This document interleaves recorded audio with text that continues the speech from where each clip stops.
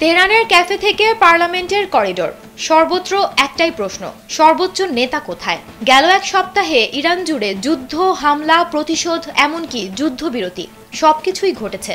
অথচ যুদ্ধবিরতির পর দেশের সর্বোচ্চ নেতা আয়াতুল্লাহ আলী খামেনিকে আর দেখা যায়নি।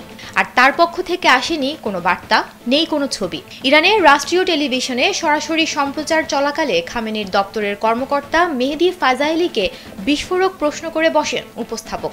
বলেন, মানুষ খুবই উদ্বিগ্ন, সর্বোচ্চ নেতার অবস্থা কি? ফাজাইলির উত্তর ছিল রহস্যে মোড়া। তিনি বলেন, তার কাছেও অনেক প্রশ্ন এসেছে, ইরানের সবার দোয়া করা উচিত। সংবাদ মাধ্যম নিউ ইয়র্ক টাইমসের প্রকাশিত এক প্রতিবেদনে এসব তথ্য উঠে এসেছে। RICL TMX, যুগের পর যুগ স্থাপনা থাকে মজবুত।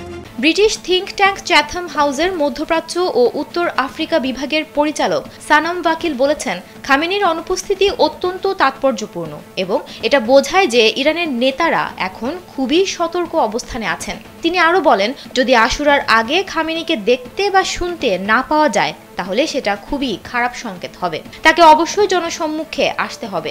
ইরানের বড় কোনো সিদ্ধান্ত নিতে খামেনির অনুমোদন নিতে হয়। সশস্ত্র বাহিনীর সর্বাধিনায়ক হিসেবেও তিনি মার্কিন ঘাঁটিতে হামলা বা ইসরায়েলের সঙ্গে যুদ্ধবিরতির মতো সামরিক সিদ্ধান্ত অনুমোদনের একমাত্র ক্ষমতাধর। তাই খামেনির নীরবতা নানা প্রশ্নের জন্ম দিয়েছে, যে তিনি কি অসুস্থ, আহত, নাকি মারা গেছেন মোসাদের কোনো গুপ্ত অভিযানে। তবে সরকারি কর্মকর্তারা বলছেন, নিরাপত্তার কারণে তিনি বাংকারে অবস্থান করছেন এবং ইলেকট্রনিক যোগাযোগ এড়িয়ে চলছেন, যাতে তাকে টার্গেট করে হত্যা করা না যায়। কিন্তু তার এই অনুপস্থিতি বিস্মিত ও আতঙ্কিত করে তুলেছে সবাইকে।